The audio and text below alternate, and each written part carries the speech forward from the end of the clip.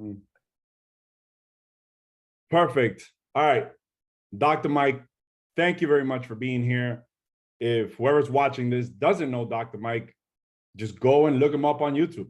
Dr. Mike Israetel, RP Strength, just the RP app.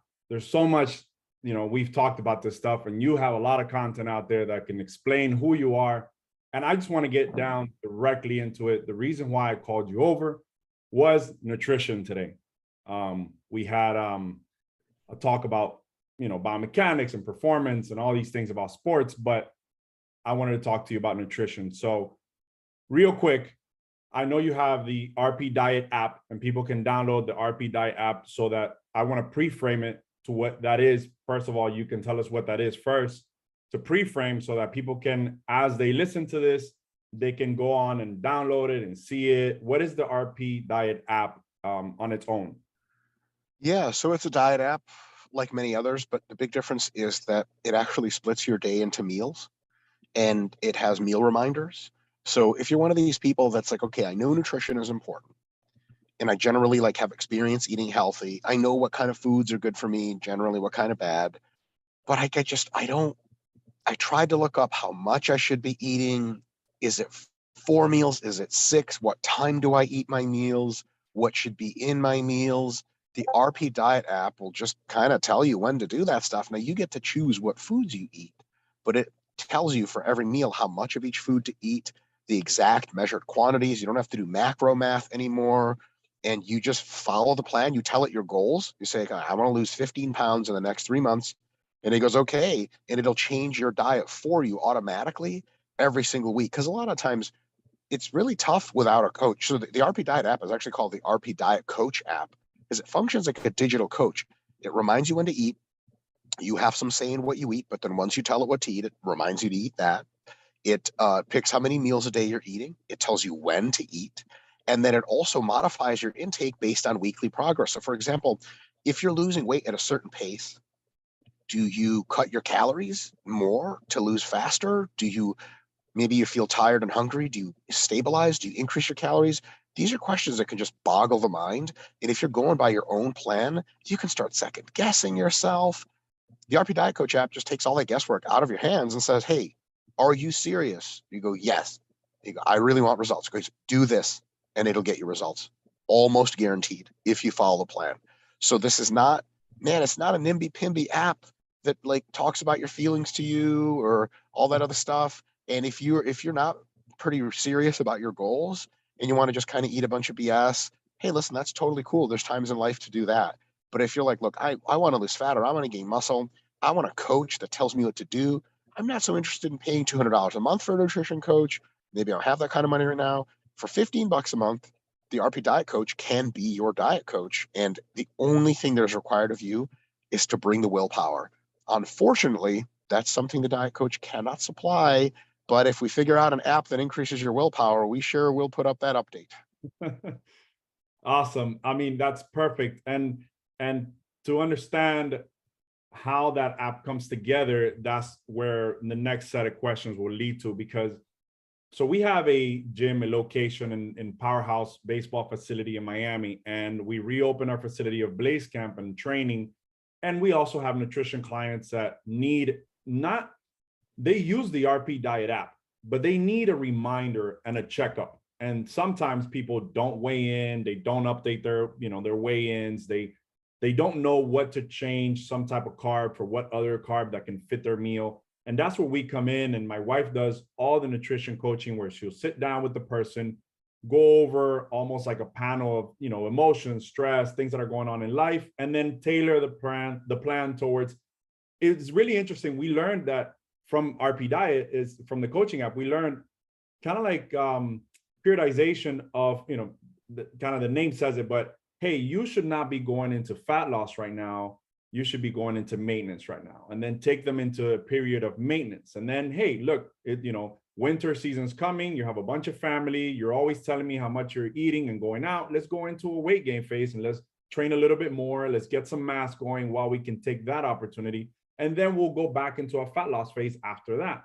So people are having this roller coaster of emotions when they are on their own. and we're just going and putting them on a rail and being like, look, I understand that you want these results, but this is the way to get to those results. It's a right, it's not a left, it's a left, it's not a right. So it's been really amazing the amount of clients that we've gotten to be able to do that specific thing, periodize the people into a way of like how to use the app and move forward, right? And moving forward is based on the results. So if the app is doing that for me and helping me, and I have some type of guidance as far as information, now I want to ask a little bit more specific questions, because we're in a baseball facility and we have, you know, like I told you before, we have boxers, we have track and field athletes. In this case, now we have baseball. And I'll start with them because it's really different than the average client in the gym. These are high school students, baseball players that have training in their school, and they have in-gym training 3 to 4 times per week. A lot of the parents are coming in and saying they need to gain weight. They need to gain weight, obviously, because they want to transfer over to throwing harder, batting harder. So yes, they're needing the in-gym stuff, but then they come to the gym and they can't really perform the weights. They can't really perform at the speed. They can't really perform certain things as going through a training session as, let's say, for example, a more mature adult, right?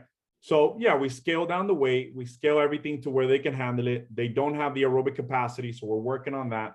But then when we go over the eating part, it all broke down. So that's why I was like, Mike, we need to talk, because I have to, you know, get this out there. So the first question to you would be, for youth, they're not tracking anything. They're waking up, they're putting on 2 different set of socks, maybe even 2 different pairs of shoes. And they're just going and they're coming to the gym and they're like, I just woke up. They've dropped me off. I need to train. I'm like, did you eat anything? No. Did you eat last night? Yeah, I had a protein bar. Or yeah, I had a protein shake. They don't know what to do. So my question to you is, if you're thinking of a person that it's an athlete that is youth athlete, high school student, doesn't know what to get for breakfast at around 5 a.m., 6 a.m., they'll be in gym training. Then they got to go to school. Then they got to go have lunch in school, get out of school, go to practice. How would you recommend the eating timing that they should be doing or they could be doing? Yes. Great question. I think an important thing for some of these folks may be to give them an idea of a few basic rules they can follow, because their days are going to be different. Some days this starts at 6 in the morning. Some days it starts at 8 in the morning. Some days they have practice. Some days they don't. So for folks of this age, I'm a little bit more into teaching them general rules and then offering them a more specific plan on top of that if they want one, and more like, can they actually make use of one? But I shy away a little bit from just giving a plan, because when you just give a plan, you have 2 problems. One, when the exact schedule isn't the schedule of the day, the plan is like incomprehensible. It goes completely out the window. The other thing is, just telling them a plan prevents them from buying in as much as they could. When you give them a system of simple rules and describe why they need the rules, all of a sudden they get an internal understanding of, okay, I see why I'm doing this. And once you get an understanding, then you can make decisions based on no matter what is going on, because you can adapt yourself to the plan.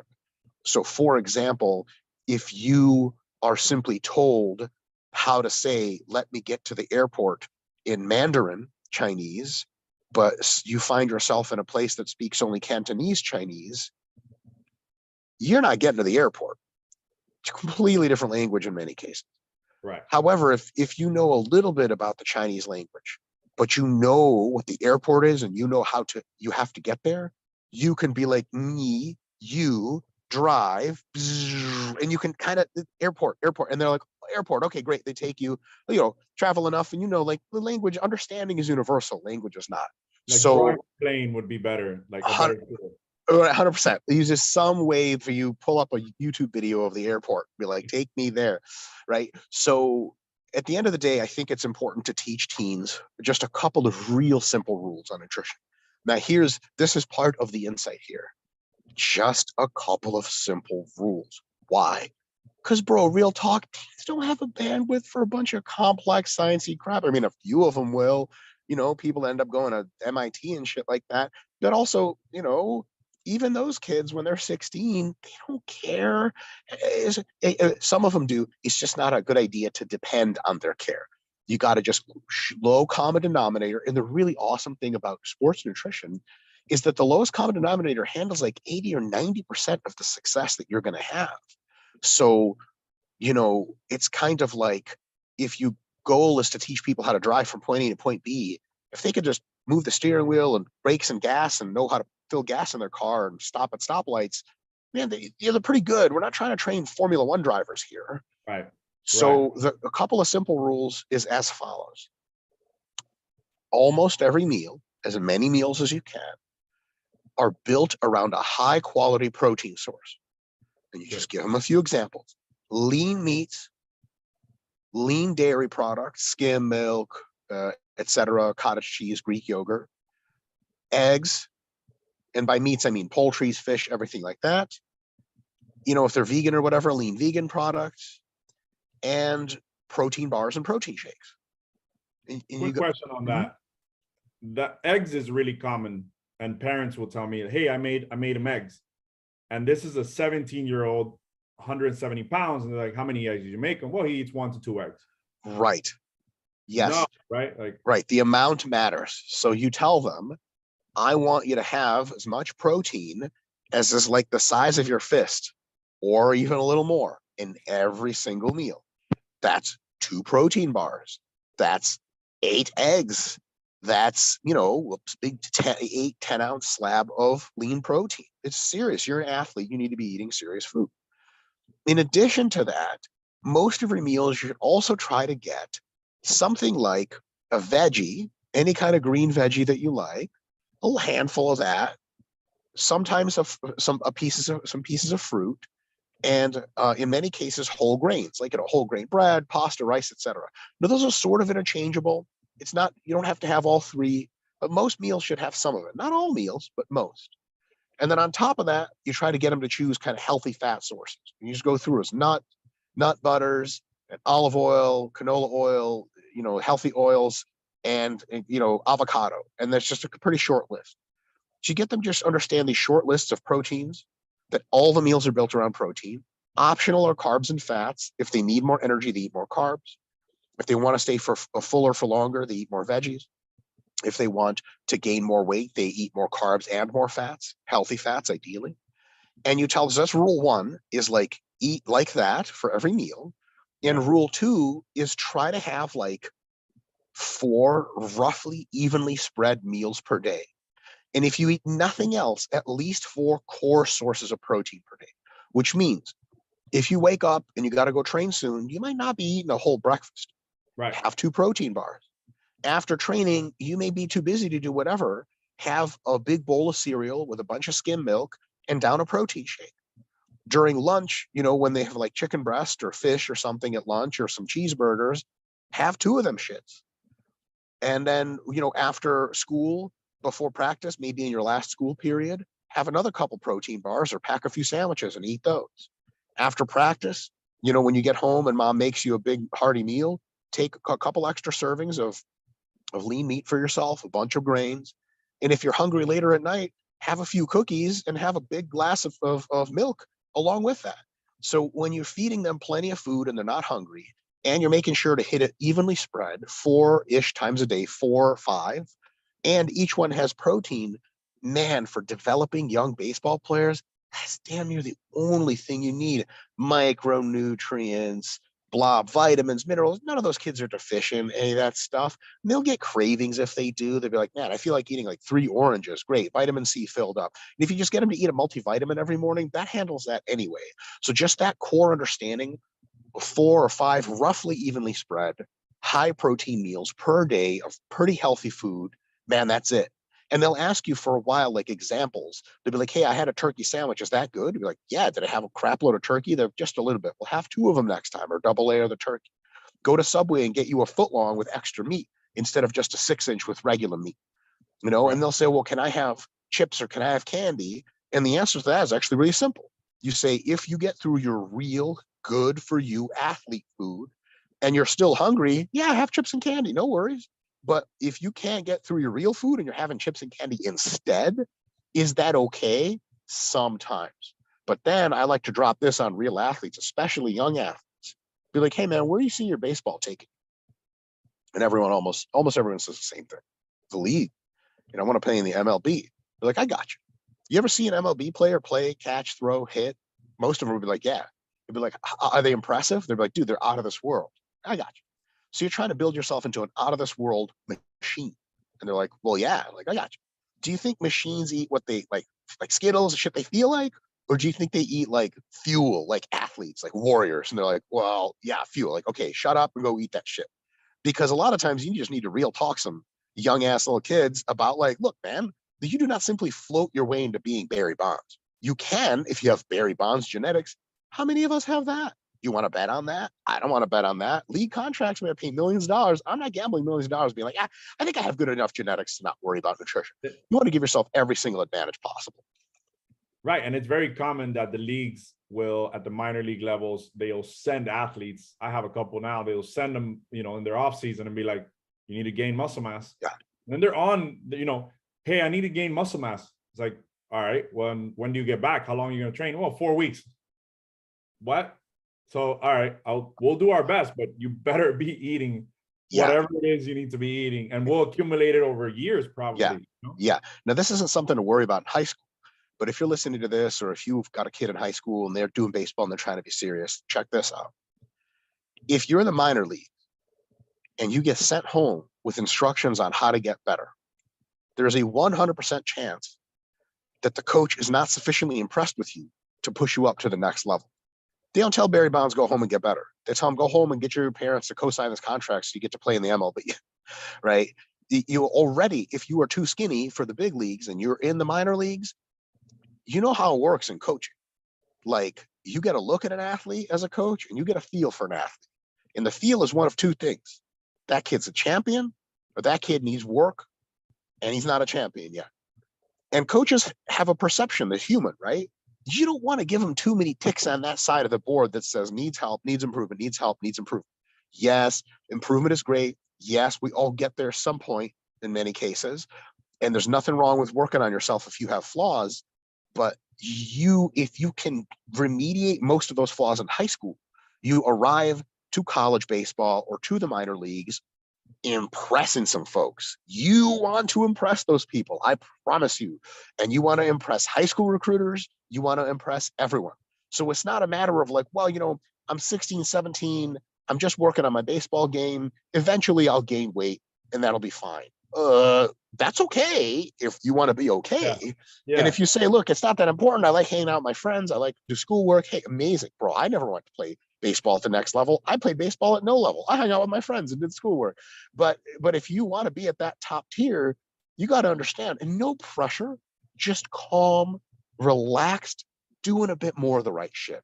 Yeah. And some of that right shit means eating those good high quality meals, putting yourself to work in the weight room consistently, because at some point you are going to get to that next level, hopefully. And imagine getting to the minor leagues and the coach is walking around looking at you guys in practice, and he, like some kid next to you, he's like, Jesus Christ, kid, what are you, from Somalia? You got to gain weight. Get out of here. Just kidding around with him. But, you know, it's that little flow jab, you know, and he looks at you and he's like, good God, we need to drug test this man. Look at this jack. He's like an adult human being already. Like, you want to hear that. And you can hear that if you just do a little bit of the right stuff and gain an extra 20 pounds. I mean, you give me a baseball player that's 170 in some positions, I'm like, all right.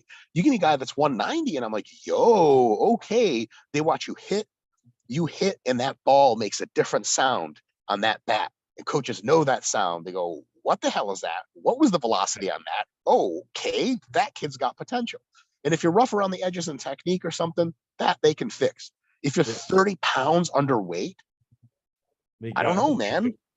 They can't fix it, and you can hear it. You know, when I tell students throw a medicine ball against the wall, there's some kids that I don't want to be between them and the wall. Some other kids, I'm like, listen, You need to, all right, we'll Are talk. you trying?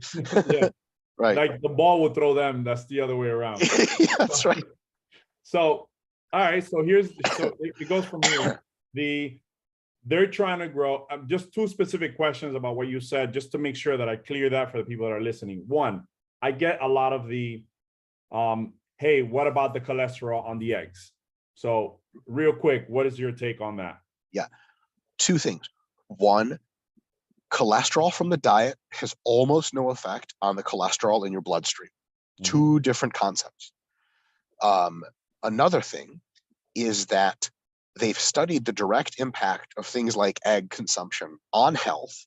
And overall, there's essentially no correlation, or the correlation is positive, such that people who consume a few whole eggs per day, even a few more than a few, and engage in regular physical activity and are young and otherwise healthy, tend to be healthier than people that don't. So there's nothing wrong with some eggs. Now, here's the thing. If you smoke cigarettes and you're a truck driver and you eat 16 egg full yolk omelet with cheese and sour cream on that ish every day, yes, eggs are poorly related to your blood cholesterol and everything else. But unless you have a genetic predisposition for having really high cholesterol, which if you do, that's between you and your doctor and you need to handle that. Most people don't, then you're totally good to go. It's interesting how some of the pretty decent population level advice that we get from bodies like the USDA and the FDA, they're filtered down and people think they sort of apply to everyone. The thing is, like Dominican American 17-year-old baseball player is not who they're targeting with that advice, bro. Right. They're targeting Kansas City resident 360-pound truck driver white dude whose cholesterol is 1 trillion and he's gonna die really soon unless he just eliminates some bad stuff from his diet. Got It's it. too different. It's like, if you look at Lance Armstrong's diet, like when he's training for winning bike races, pancakes, cereal, rice, pizza. He eats pizza on the bike. No joke. They eat pizza right on the bike. Is that a good diet to have if you're a regular dude working at like UPS? No, you're going to die of cardiovascular disease in like a day and a half. But it's two different things. Athletes need something different. And most of them, eggs are totally fine. Cholesterol's fine. Red meat is fine. All that stuff is totally good to go. And in fact, quite good for you.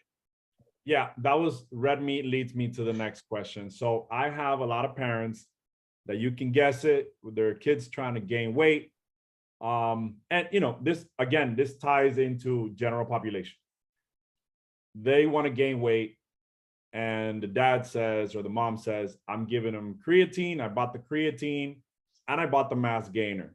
And I usually ask, okay, what's happening with the mass gainer? Well, he gets stomach aches and then he can't take it all the time here or there. And I'm like, well, the mass gainer, to me, what I've seen in ingredients, it's not something very easy on the stomach. And to my knowledge, I don't know the details, but to my knowledge, there's a lot of extra stuff on the mass gainer that doesn't really sit well on my stomach. And most of the clients that I've had that are gaining weight that use a mass gainer eventually just get a bunch of stomach issues, and they just can't, blend with it. But then again, we could maybe just have some type of weakness. But what is your thoughts on giving a high school student a 1,000-calorie mass gainer that you know what I'm talking about? So, Oh, yeah. yeah.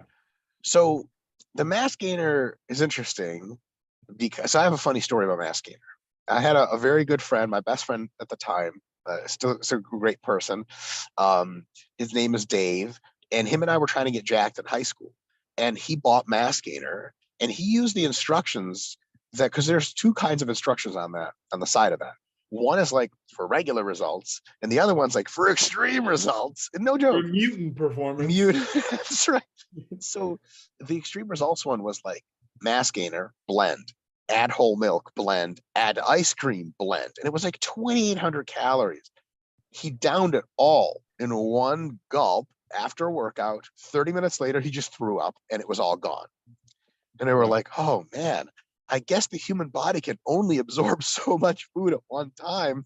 And if you overwhelm a 15-year-old stomach, they're just going to be like, I can't do this. So most mass gainers sit just fine with most people. Now, caveat here. If it doesn't sit well in your stomach, even with the modifications I'm about to give, don't use it. It's not magical. And that's the biggest thing about mass gainers. It's just food. It's food in powdered form that you can drink. period. So it's not like, oh, mass gain, because people think mass gainers are like some magical thing that like will multiply your results. Like, no, a cheeseburger is a mass gainer if you blend it and flavor it like chocolate or something like that. Facts. So mass gainers are totally fine, but you should mix them with water instead of milk. And you should, for a young person, start with like half the recommended serving and have it post workout. And if that sits well with your stomach, amazing. It's a checklist for one of your meals for the day, not all your meals. So if your mass gainer doesn't sit well with you, you don't have to use it. You're missing out on nothing. If your mass gainer sits well with you, start with a little bit. And if you tolerate it just fine, you can increase a little bit. If you tolerate it just fine, but you're nice and full, that's it. That's all you ever need out of it. Another thing, this is a real big point that maybe you've seen with your athletes. I saw tons of athletes all the time. Because people think that mass gainer is this like secret ingredient that it sort of powers the whole equation, that they take it, it relieves their concern about eating well for all the other meals. Right. What they'll just eat like nonsense for all the other meals or skip meals. And the thing is, like, if you normally eat 800 calorie meals, and that means, you know, over 2 meals, you have 1,600 calories. If you eat 1,000-calorie mass gainer in one meal, sweet. But then you're like, hey, I'm on mass gainer, woo, and then you go have PlayStation party with your friends after practice for a couple hours. Nothing wrong with that. You miss a meal completely. You are down 600 total calories for what you're supposed to be eating that day. And Right. the mass gainer, because it does nothing special, is just kind of like, okay. It's like mass gainer is kind of like, you know, let's say, let's take like a meal, like this is a terrible analogy. We'll see if it holds up. If a day's worth of eating is like a brawl, right? And the meals are like guys you bring on your crew to fight other people with. You know, regular meals are like, one meal is like one of your buddies that can scrap. A mass gainer is just another one of your buddies that can scrap. And if you're like, bro, I'm about to show up to your hood with my boy, he can scrap, that's mass gainer. And the other guy brings 4 of his friends, all normal meals. You can be like, how good is your boy at scrapping? Like, oh man, he's not that good, right? A Right. mass gainer is not a pro boxer that'll just be like bloop, bloop, bloop, bloop, knock Yeah. everyone out, and that's it. It's Yeah. just another meal. And then if you take mass gainer, just check it as a meal, and you still have to eat that next meal. It's an easy way to take in food. It's a quick way to take in food. Some people don't like to eat solid food after a big workout.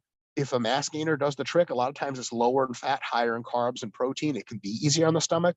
But I'd say this, if mass gainer for you is harder on your stomach than regular food, there's 0 reasons to have a mass gainer.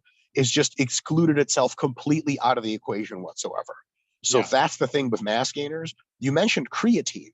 Creatine's cool. It works. You have to take it every day for months on end for it to do something. It'll gain you a little bit of weight, like 5 pounds of body water, and then it just kind of keeps that constant.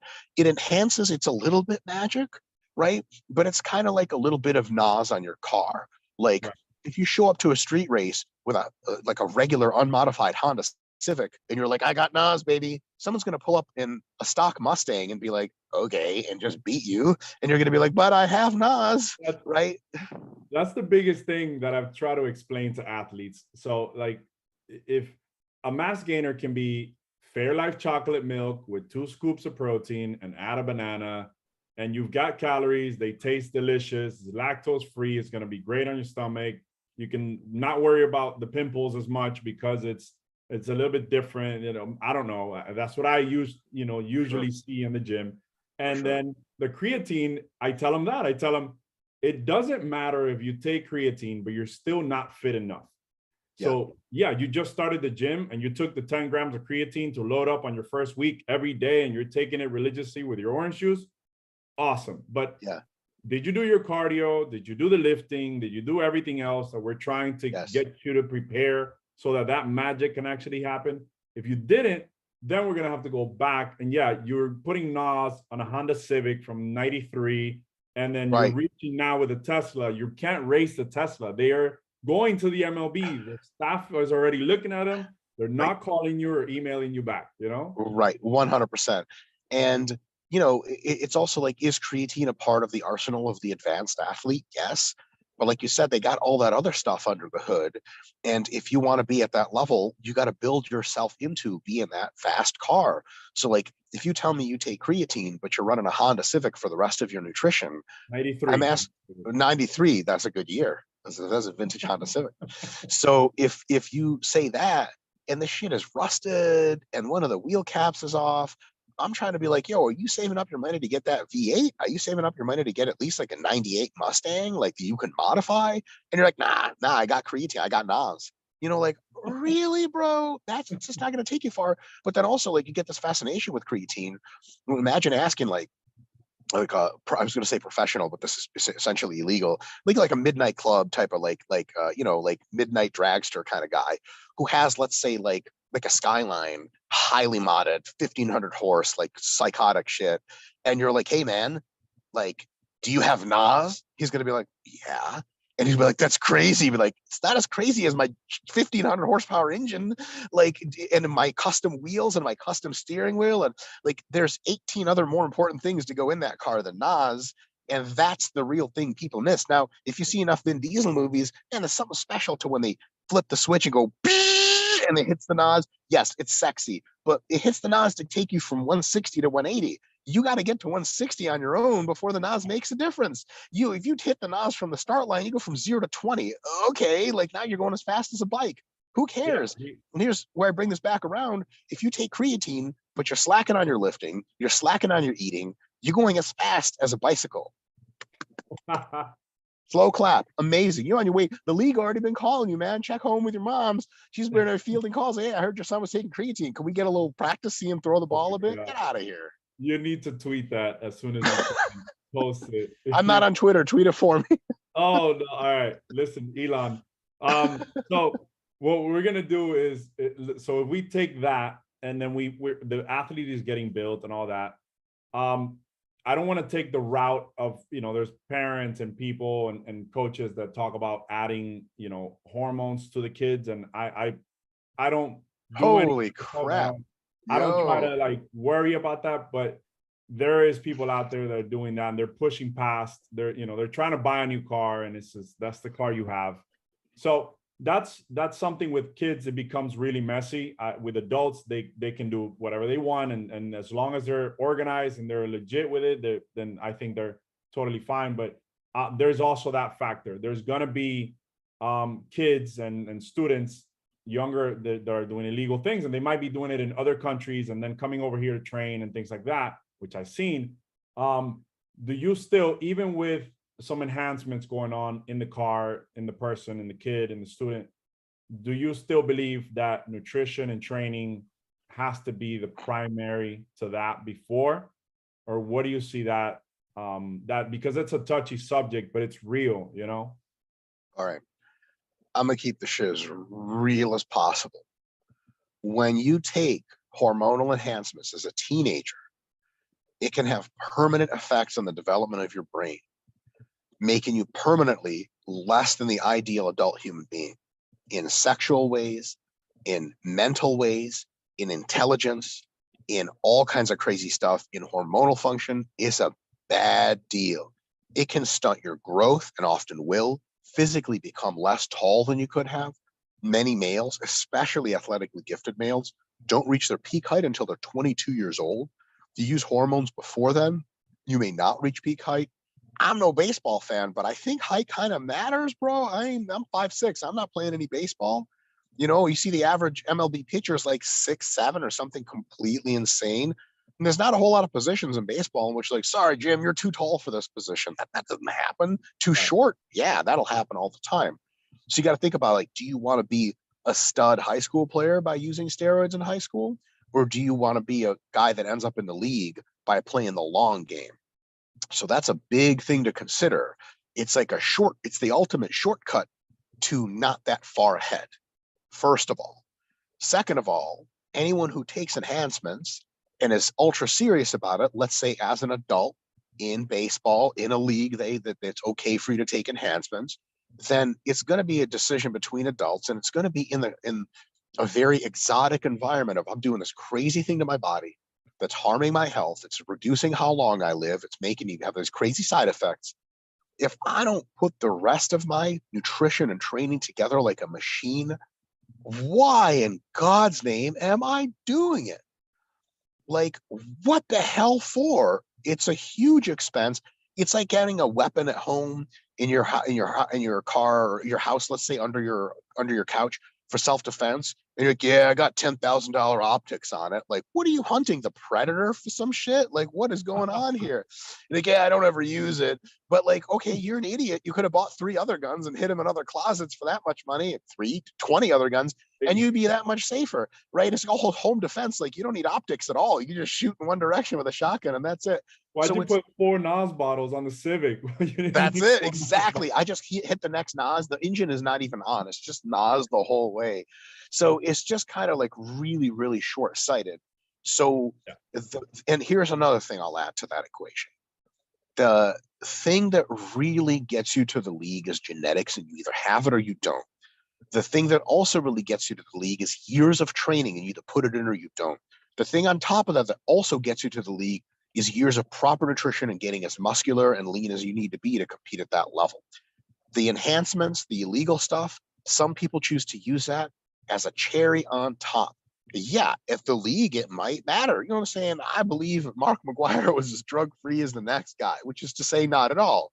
But Mark McGuire wasn't a 17-year-old that took steroids and turned into Mark McGuire. He was enormous and strong at 17, 18, 19 from amazing genetics, amazing work ethic, amazing nutrition, and he just kept doing that for years. And then at the end, that little cherry on top may have made the difference. It's like another example of NOS. It will let you go further, but it putters out real quick.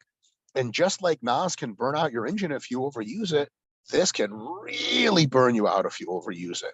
So if you're young, you could be, here's the thing they don't tell you.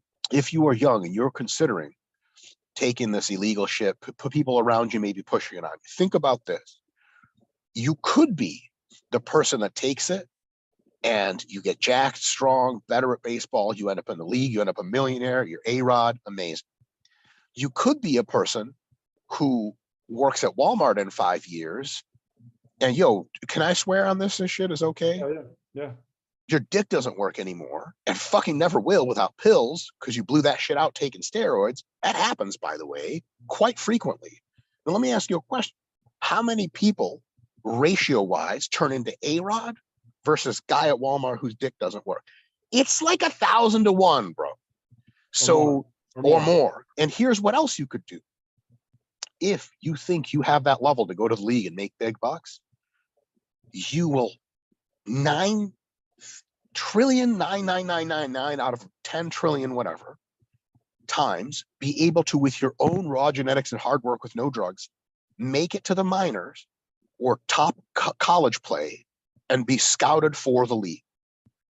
Because if you need steroids to get to the major league, you're going to be at the bottom of a very big talented pool of guys who are either just genetically straight up better than you, worked harder than you, or all that shit, and they're using steroids, right?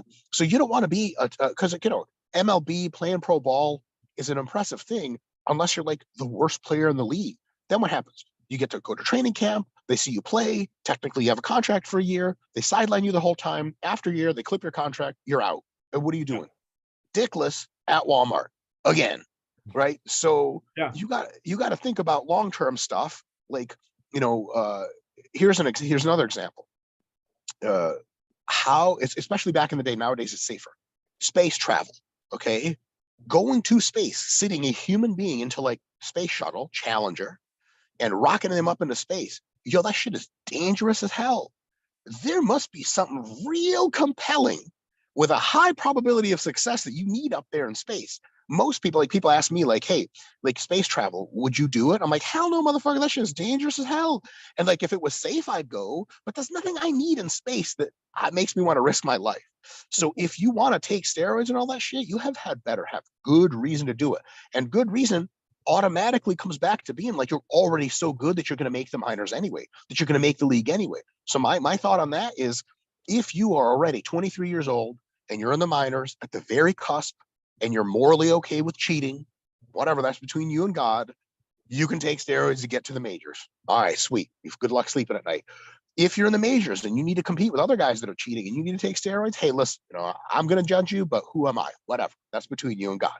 But if you're in high school and you're using steroids to try to get to where the minors, Yeah. what are you going to pull out of a rabbit out of a hat? Where? Can you imagine, like, you meet a kid in the minors on the bus over and you're like, yeah, man, I'm on this whole cycle to get here, blah, blah. And I pitched, 85 miles an hour. He's like, sweet, I pitch 87 miles an hour. I've never taken a drug in my life. You're like, holy shit.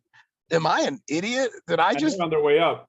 they're on their way up and they got years to go and you got nothing. So Yeah. think it You through. maxed out. Let the shit mature under the hood. Don't rush into this stuff. And remember, the results are super impressive on occasion, but they just won't take you all the way. You need to get your own natural shit established, become an adult first, well into your 20s, and then it's some shit to maybe consider based on the situation you're in. But here's another really quick thing, because this is a big deal, right? Yeah. Some people will not have your best interests in mind. Right. Some of your coaches, what is helpful to them is that you win at their level. So they get to be recognized Florida High School Coach of the Year. They'll use you, they'll pump you full of drugs so that you're the best at their level. They don't really care if by the time you get to the minors, your dick doesn't work and your brain is all fucked up and you peter out and turn it into nothing. They don't care about that as much because they still got their rings. So think about, is a coach interested in your long term or in your short term? Because if they're interested in long term, they'll usually tell you stay away from that shit. You don't need it yet. That's shit for adults. Don't worry. But if they're in the short term, they're like, hey, here's these pills so we can win states. If somebody tells you that shit, you got to watch Varsity Blues again, motherfucker, and give that shit some thought. You know what I'm saying? You're old enough to get that joke. Yeah, I think our old movies teach us so much. Like in the Furious, like he pulled the mouse way too early. Too early. Sorry. Like that was the first race. That was the first thing that we learned. Like that's it.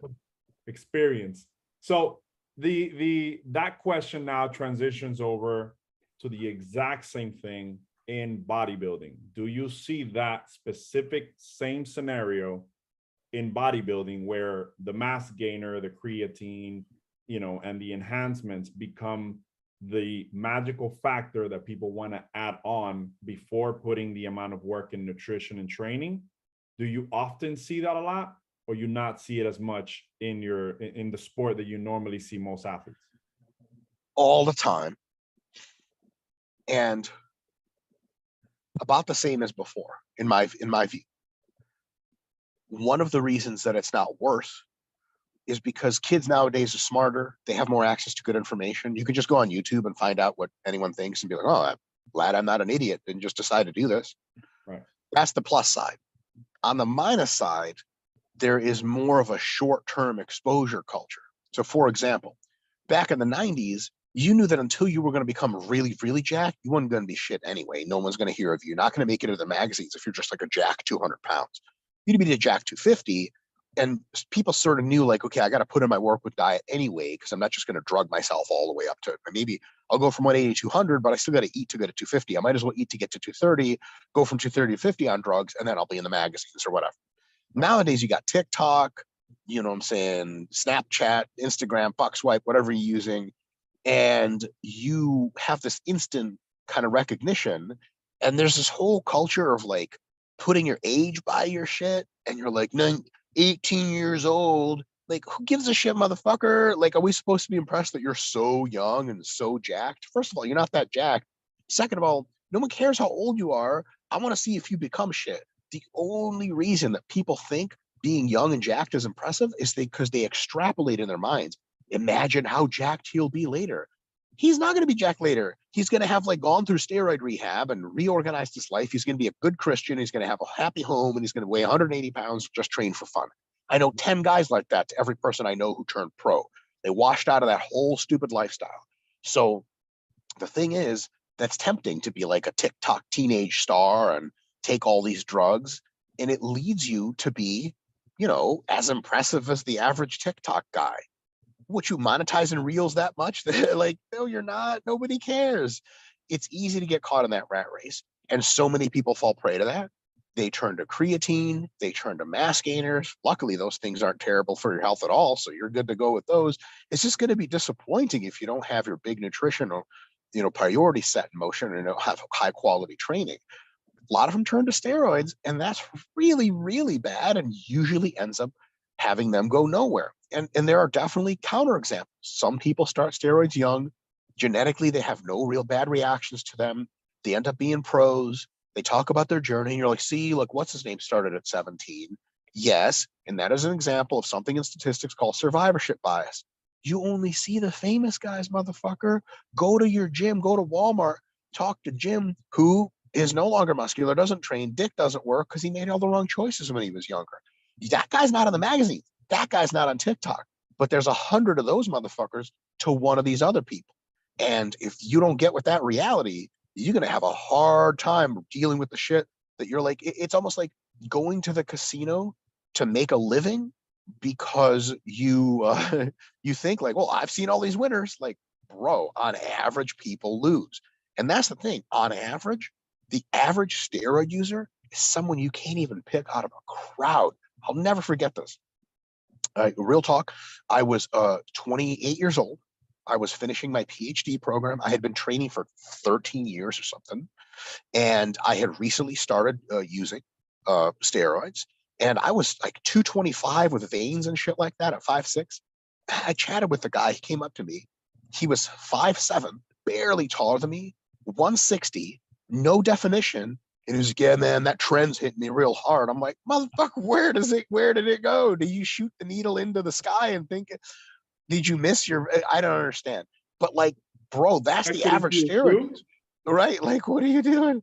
So it's just like, it's not magic, and you have to be a good responder to it. There's tons of downsides. So to be sure that you're doing the shit right, here's the formula. Until you're about 25, put in the hard work of training, because that never goes away. Training on steroids is even harder because you can push your body so much further. It gets really scary and super intense. Train yourself hard, do the right dieting. Sure, you can take mass gainer, but you better be eating them meals too. Sure, you can take creatine, but you better be eating them meals too. Gain naturally until you're 25 or even older. See how you look. If by the end of that journey you weigh 170, don't use steroids, because there's nothing you're going to take that's going to make you big Rami. If by the end of that journey you're 220, 230, 250, hey, like, you might have what it takes to be a real contender. Then the decision is up to you, because you're a grown-up adult. There's no harm in your development anymore. You're done through that phase. Then you can consider the shit. But and here's the thing: you don't miss out on anything. You just like building the cake and then getting the icing. But if you make a cake and it turns out to be a shitty pancake and it's crusty and burnt, that's how somehow people's genetics are with muscle gain. Yeah. Don't do it. Like, for example, like, what's you and I's, I don't mean to offend you or anything, but what's you and I's genetics for endurance sport? Like, if you tried to become elite cyclists, could you imagine, bro, you and I were living close to each other and we'd be like, dude, let's do this. Tour de France 2027 or death, fist bump. We're like, all right, put me on EPO, testosterone. Be like, at the end of the month, we're like riding the worst time. Like, it was women passing us in the fucking park on their bikes. Like, why did we even bother with all these crazy drugs? See what your body can do naturally first. And if you at that level, maybe the choice is yours. So one of my best friends, Jared Feather, he's now an IFBB pro bodybuilder. I told him when we met, he was in his early 20s. I said, the smart thing for you to do is not get on anything until you're 25 years old, and until you have basically 200 pounds of lean body mass or close. That's a big boy. And he did it. And then when he hopped on, he gained 25 pounds of muscle in the first year. But that's elite, ultra elite genetics. And he put in the basic work to get ultra. Everyone thought he was on steroids before he even got on steroids. Most of those people shut up after the first year he gained 25 pounds. They're like, oh, well, if he's already on, how did that happen? Right? So that's how that worked. That's an almost ideal example of that. But you want to make sure you get to that point before, you want to make sure you have a V8 before you put the NOS on the shit. If you've been training your car, training your body for 10 years, and you still have a Honda Civic, don't buy the NOS. Just go to the store and get groceries and come back and spend time with your wife. That's what your car is for. It's not a race car. So the basic thing that what I'm hearing is you're going to have to build the chassis. You're going to have to build the car. Anyway. Yeah. If you, I don't know if you've seen the movie Ford versus Ferrari. Yes. I use that a lot. From what you're saying, it just really resonates with me, because I tell people, listen, they never had a big problem with the engine. They had a problem with the brakes. They had a problem with the suspension. They had a problem with other things that weren't the engine. And usually, yeah, strength and conditioning coaches, nutrition coaches, they want to build the biggest engine because they can promote the bigger engine, and that's what people relate the most to horsepower and speed and getting there faster. But they forget that there's a whole engineering team just for the suspension system, just for the brakes, just to have to create a new brake system as it is from scratch, because the one they had as far as technology, it didn't work for the speed and power that this car was putting out. So what I'm listening to you saying is kind of relates to that. Like, listen, you need to build the car that can sustain the engine. The engine is built simultaneously throughout everything else as well. So as much as the skill of the driver is the hydraulics and the suspensions and whatever you need for the vehicle, for the sport. If it's it doesn't matter if it's a big wheel, if it's a truck, if it's a car, whatever you're doing has different systems. One that can do the power, one that can do the steering, and all kinds of factors. But and if we take that over directly into the last sport that I usually want to talk about is CrossFit. So in CrossFit, the demand of cardiovascular output and intensity is a little bit higher than, let's say, baseball training and, let's say, bodybuilding as far as heart rate goes. Not systemic fatigue, because you can have systemic fatigue on bodybuilding just as much as you can have, like, let's say, on CrossFit with a good training program, assuming the program is progressive. But in the training session in itself is a smaller time frame, higher intensity for most of the common CrossFit WODs. Let's say if somebody was trying to gain muscle mass and cut body fat while they're in CrossFit style training, cross training, where you would have that weightlifting, all that, and mass gainer, creatine, and let's say we take away the enhancers, right? These guys are natural. It's paleo style, it's OG CrossFit, the good style, like the good, right? The quote unquote good, because now it's a little bit messy and where CrossFit is going. But as far as like what we and the culture where it came from was lower carbohydrates, higher proteins, low seeds, nuts, whatever. They had a saying on how they did it. But what do you think would be a good option for people to think? Because I saw your video on multiply your body weight times 16.5, and that would be an average amount of calories that you can intake to maintain to gain muscle mass. Yes. Right? So about 0.25% per week. Is that a formula that they can use even in CrossFit or any other sport to grow muscle mass? What do you think about that in that context of sport? Yes. I have about 4 minutes left total, but I will try to answer this. No worries. I'll try to answer as best I can. I think it's plenty of time. First of all, that formula is totally fine as a baseline to start. After a week, if you haven't gained any mass or enough mass, you got to eat more. And it's time to add another 250, even 500 more calories, evaluate after another week, and go from there. Second thing, when you're gaining weight, if you're very serious about it, can you do your CrossFit WODs? Yes. Can you and should you do extra aerobic work on top of that? Probably not, because you're making weight gain harder. Should you do some extra resistance training, some bodybuilding work? Probably. Because CrossFit WODs are kind of hit or miss on if they supply your muscles with a big enough stimulus to grow a lot of muscle mass. Right.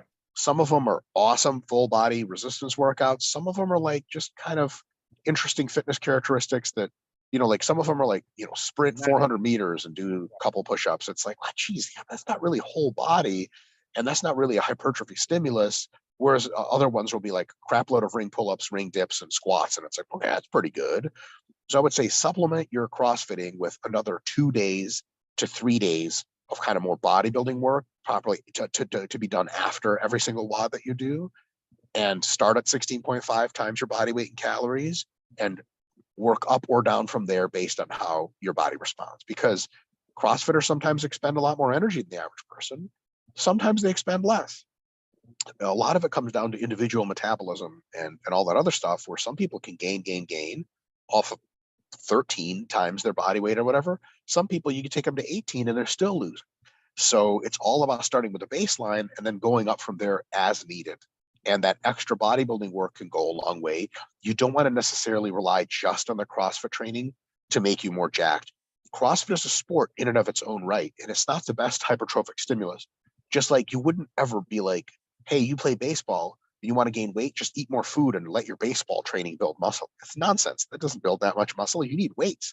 So sometimes CrossFitters need a few more weight sessions a week as well. All right. That's perfect. Thank you, Doc. I appreciate your time. I appreciate everything that you do. You have a wonderful day. Thank you very much. And again, what's the website? Renaissance Periodization, or if you just can't spell like me, you just go to YouTube and type in RP Strength and Dr. Mike, and it'll all come up, links all the way through. I'll link it either way on the video and on the podcast. Thank you, Doc. I appreciate your time. Thank you so much. Take care. Bye.